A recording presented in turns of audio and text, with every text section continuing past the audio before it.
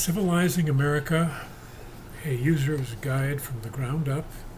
Chapter 13, Increase Members' Competence. We ensure people's motivation later by developing competence now. Your personal accomplishment shows up eventually in what others do. Since their achievement depends on their development, it is your concern.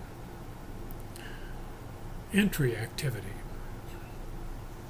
People's change from inactivity to activity affects our purpose most and can begin easily. We can print up a one-page flyer on a campaign or community need and brainstorm with a newcomer, anyone they know that just might be interested. We give them a supply of flyers and ask them to deliver one to each person by the next meeting, and that is all. Knowing little about our group, not yet included on a team, and minimally familiar with our ideas, they act toward our purpose. Our appreciation when they report back aligns them with our standard of enhancing values by action.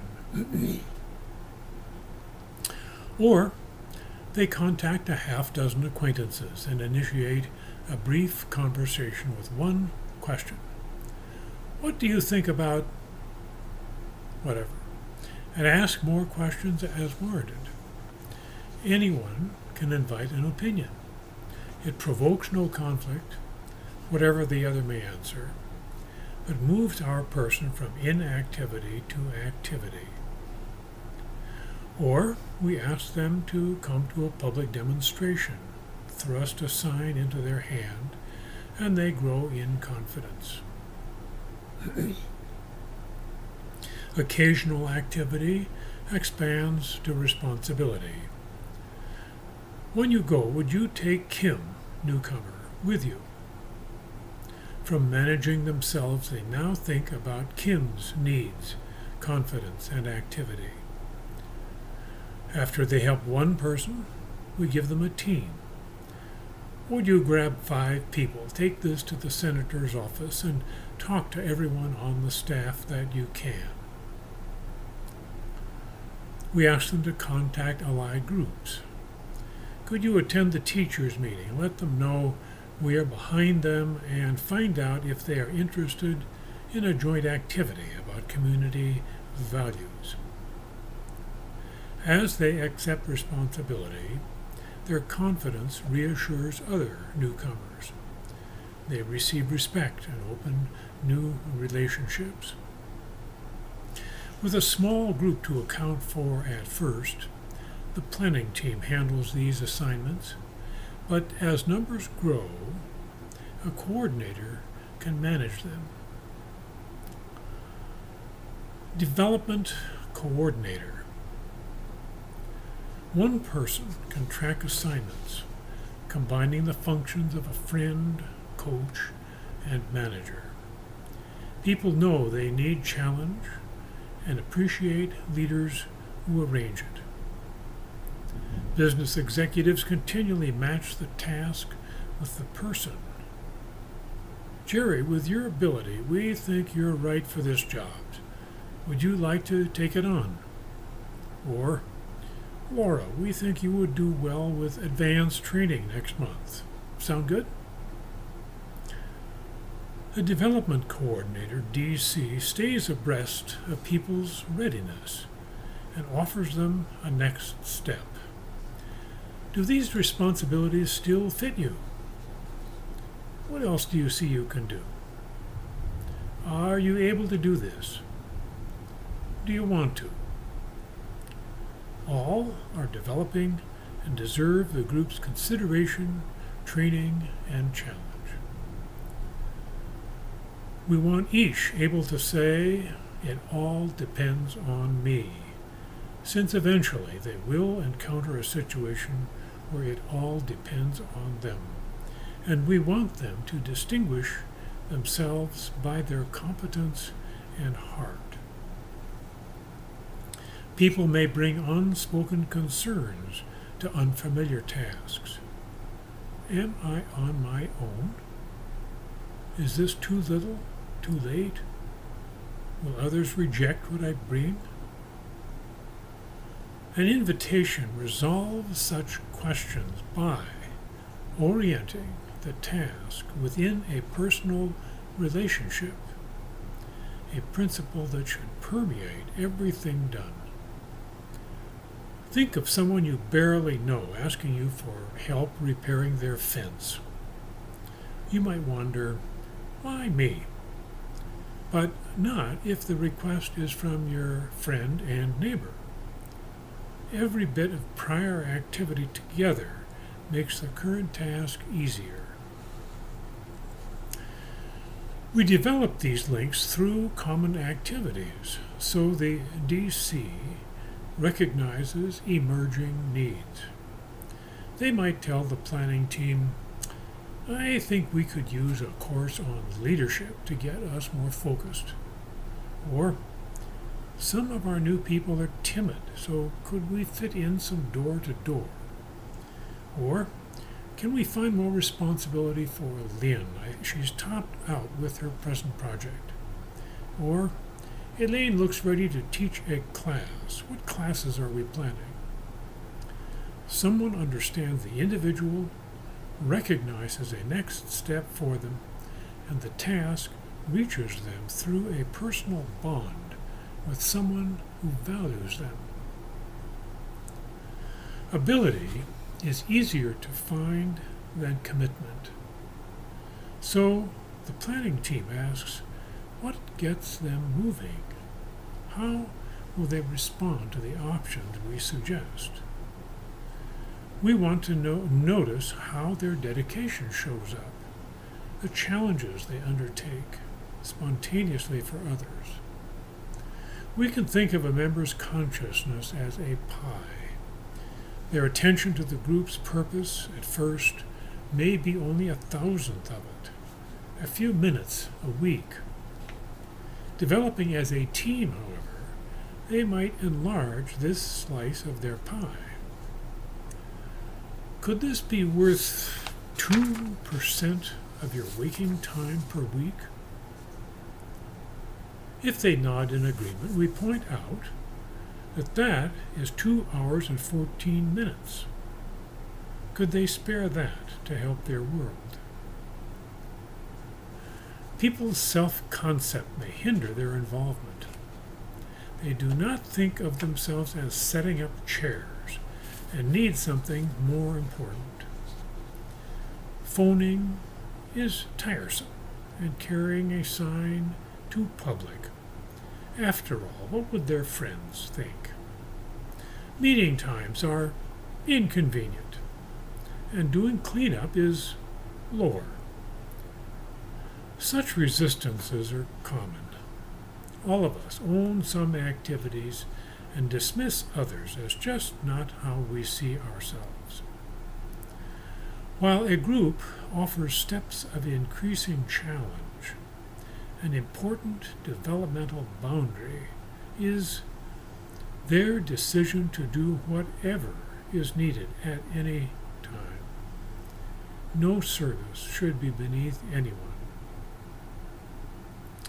We do not discount people just because they have physical or emotional needs. Those with a personal burden may have valuable capabilities, so we welcome their contribution, but without letting them take more than their fair share of the group's attention. Leaders must be able to speak personally. Your comments in the meeting don't quite fit with what the group is about. Can you work that out with the city agency? Group membership has a threshold. Not everyone may be ready for its activities, although each group can define its limits however it wishes. For needs beyond those limits, however, resources may await people elsewhere. 4 areas of development, especially affect outcomes. Discipline, courage, connectedness, and openness to change. Discipline of task. Nelson Bunker Hunt once suggested a 3-step formula for success. First, determine what we want to achieve. Second, determine its price. Third, pay the price. The last step is discipline of task, recognizing what we need to do and doing it well. Every problem we address has a price of learning, effort, teamwork, and communication. We walk the talk, striving for excellence should color everything we do. Passion often supplies essential energy. In part of Argentina, hawks were dying due to use of a pesticide.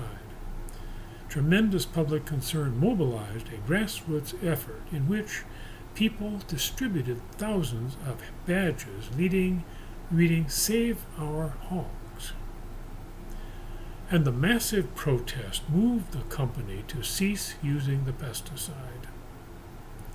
We counter helplessness not so much by increasing our personal force as by gathering the power of many, with emotion often a catalyst. A need has no voice of its own to declare even earth-shaking consequences, but speaks through the meaning we invest in it, that we reveal in words, deeds, and feelings.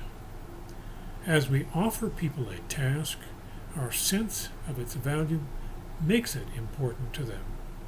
This, too, is necessary. We want people to develop their competence and motivation. Tasks we ask of them are the primary means, but tasks too hard may deter them. Moderate challenges are more helpful in the long run.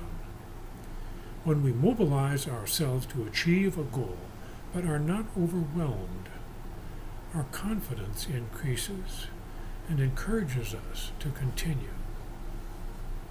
We celebrate athletic feats or a Mother Teresa or a landing on the moon as expressing limits of human capability, but they result from steady effort.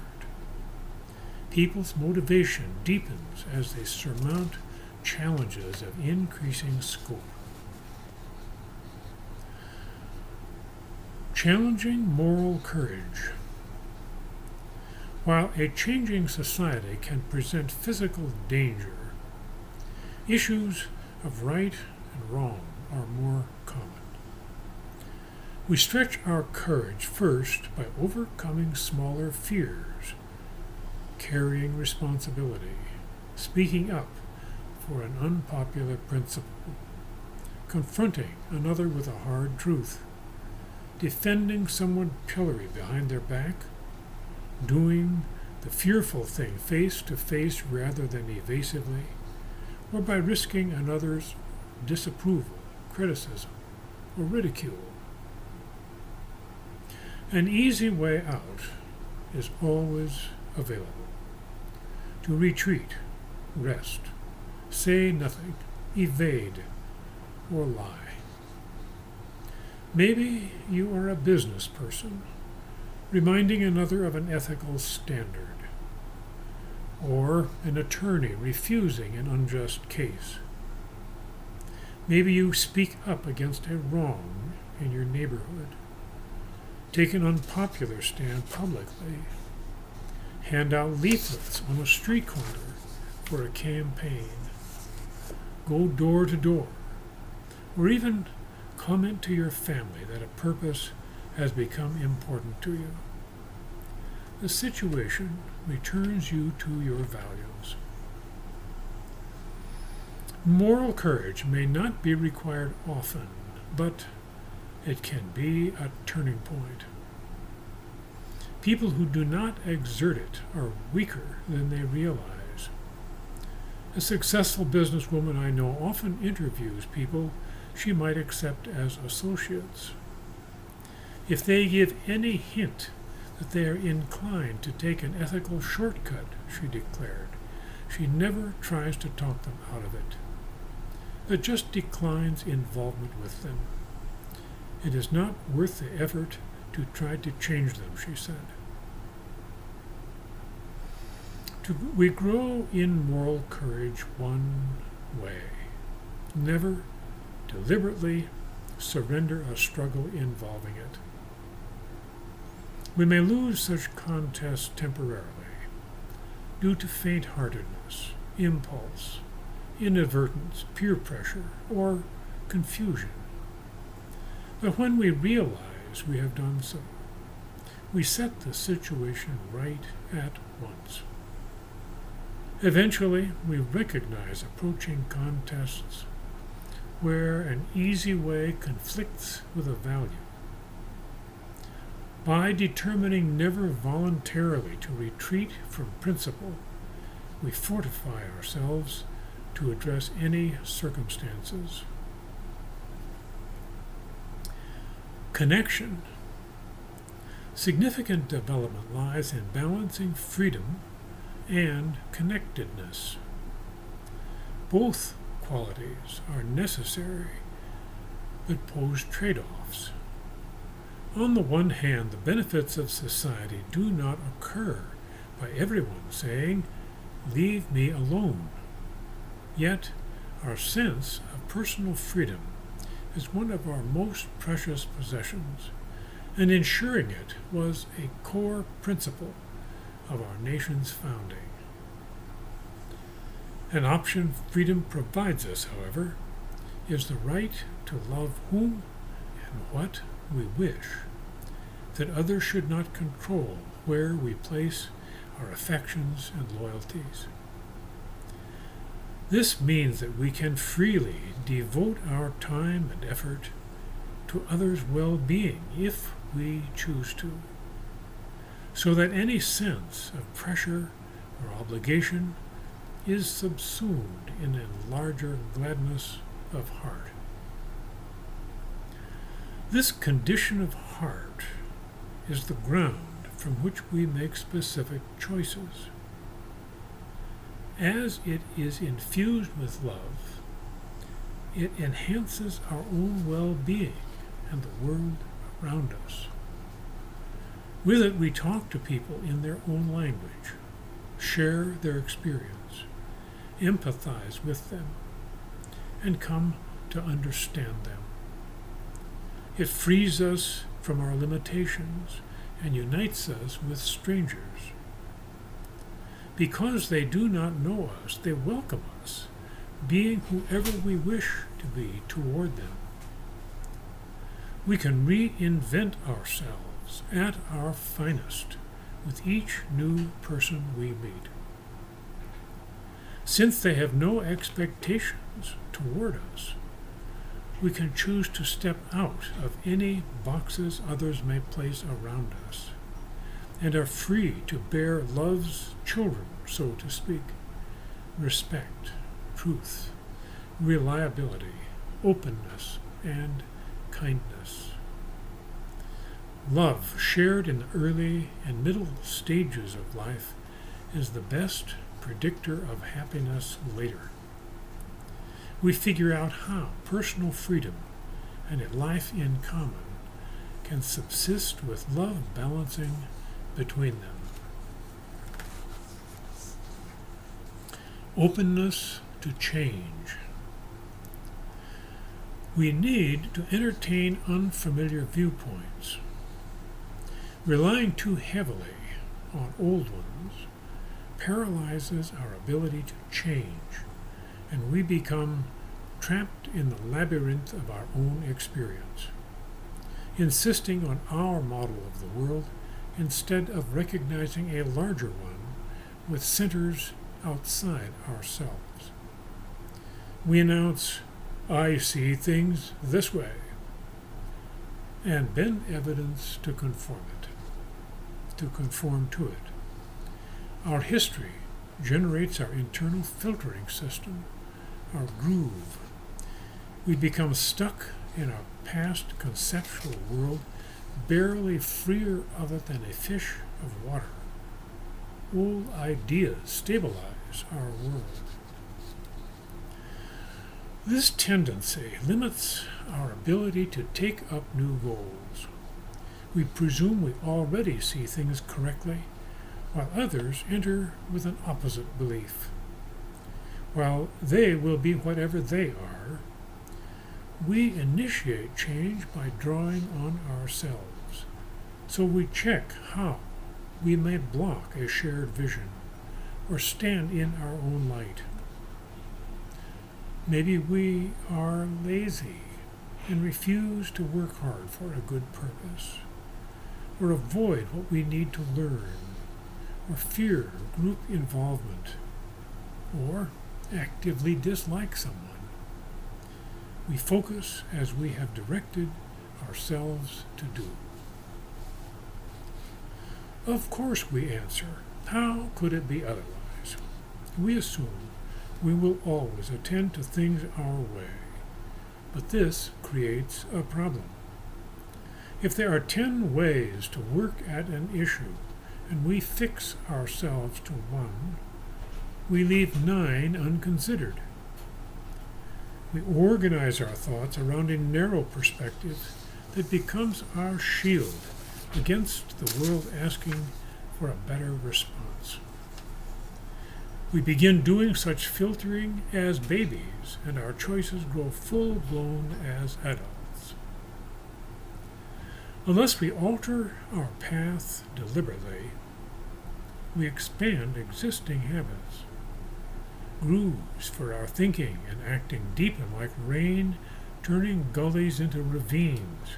And the deeper the ravine, the less we can see over the hills on either side to notice other courses. Our childish misjudgments can persist to influence even our grandchildren.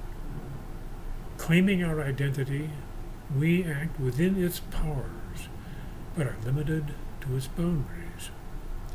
As we consider a new venture, we may hear an insistent voice inside saying, "You don't do that, remember?" Ego has its secret rules for avoiding change. Fixed attitudes have a similar downside for groups, where we say, "This is not us," our effectiveness ceases. The more collectively rigid we are, the more external forces must drive us to change rather than our reasoned choices. The strongest force holding us in old ideas is likely to be wanting to be right already, more than we want the best idea. We need to recognize how stretching our limitations helps us more than winning arguments. We cannot improve society past our collective comprehension of the good obtained. A group ethic of conscious change is an enormous aid to individual development. In organizing, we dream for and encourage each other to do the good thing we can.